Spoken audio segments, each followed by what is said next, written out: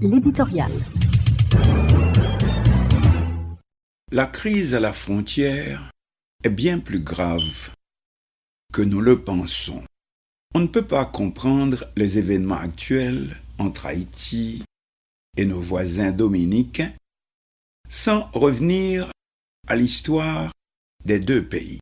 Prenons cette dernière déclaration du président dominicain lundi lors d'une conférence de presse à son retour de sa participation à la 78e Assemblée générale des Nations unies à New York et au milieu de la brutale crise qu'il a déclenchée avec Haïti en guise de protestation contre la construction d'un canal sur la rivière Massacre coulant à la frontière entre les deux pays, cela par la fermeture immédiate des frontières terrestres, aériennes et navales et le déploiement des forces armées dominicaines à la frontière, tandis que les Haïtiens, de leur côté, répondent objectivement de manière pacifique, mais debout comme un seul homme autour des ouvriers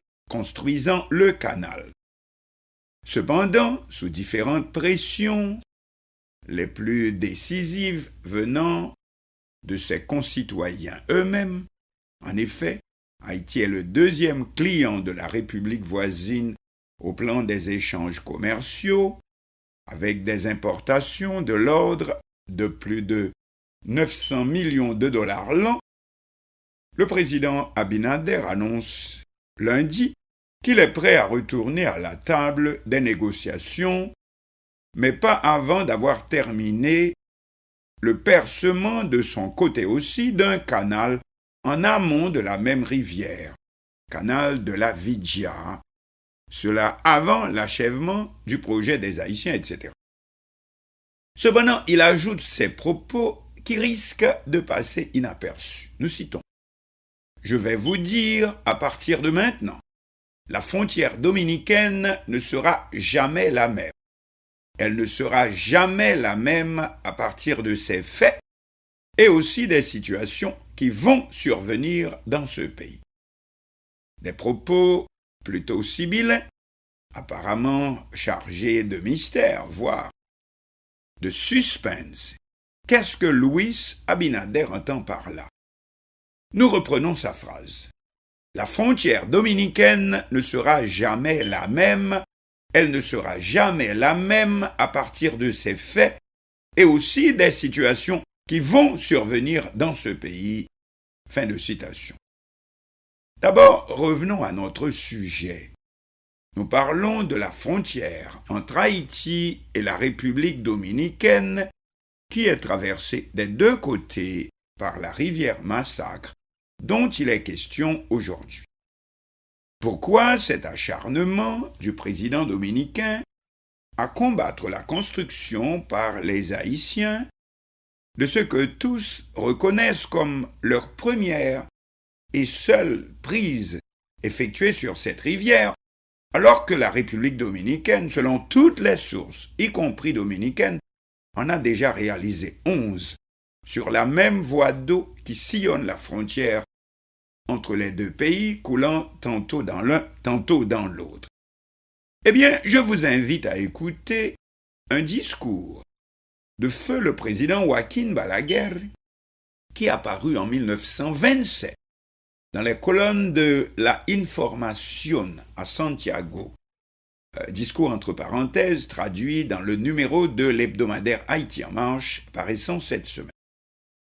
Après avoir décrit notre pays, la République d'Haïti, par ces mots terribles: craignez la vague dévastatrice de la funeste mer de charbon qui rugit tel un lion enchaîné, Balaguer poursuit: tous les dirigeants de ce pays voisin ont eu et ont toujours l'obsession d'abattre la République dominicaine avec l'acier de leur épée impériale. Il fait référence, bien sûr, à l'occupation temporaire du territoire voisin, qui n'était pas encore un pays indépendant.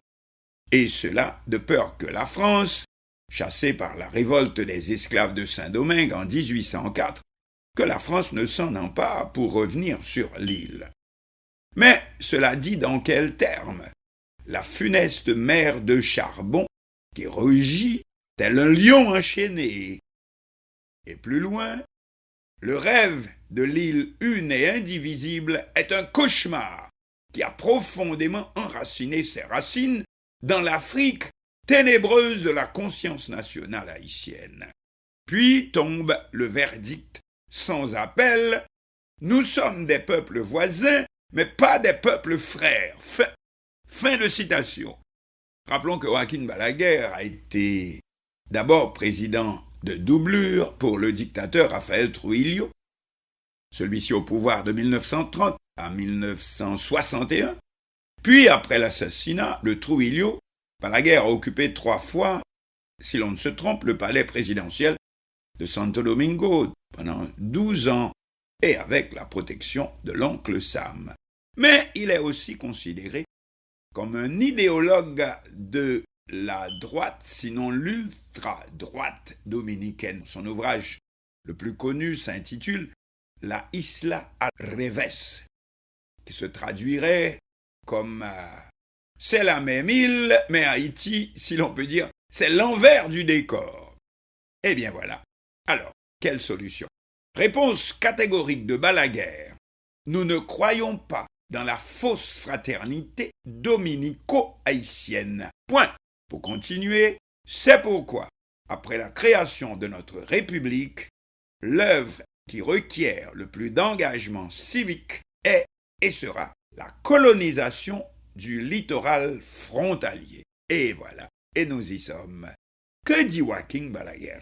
Nous citons: face à l'impérialisme haïtien, ce dont nous avons besoin, c'est de réaliser une colonisation complète et scientifique du littoral frontalier et d'établir le service militaire obligatoire, afin que chaque citoyen puisse être une forteresse depuis les remparts de laquelle le drapeau de la République s'élève pour la grandeur du droit armé, D-R-O-I-T, droit armé. D'où le premier geste du président Abinader, près d'un siècle plus tard, c'est de placer les forces armées dominicaines à la frontière. Voilà. Donc, tout cela, ce n'est pas par hasard. C'est la même politique, c'est la même philosophie, c'est la même conception du pouvoir. Évidemment, tout le monde sait que Joaquín Balaguer a été aussi l'un des maîtres à penser de Rafael Trujillo, le dictateur nazi qui a orchestré le massacre de dizaines de milliers de migrants haïtiens en 1937 à la frontière haïtiano-dominicaine. Or, et ce n'est pas un hasard. Là aussi, tout à fait à l'endroit où coule cette rivière qui nous interpelle aujourd'hui, la rivière Massacre. Citons Balaguer: ce dont nous avons besoin, c'est de réaliser une colonisation complète et scientifique du littoral frontalier de la frontière et d'établir le service militaire obligatoire. Point. Donc, en un mot, constamment l'arme au pied. Or, justement, quel premier geste qu'accomplit son actuel successeur, pour ne pas dire dauphin, Luis Abinader?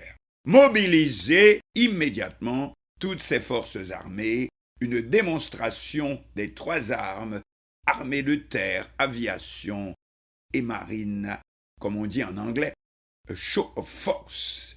Même si l'haïtien semble en faire peu de cas.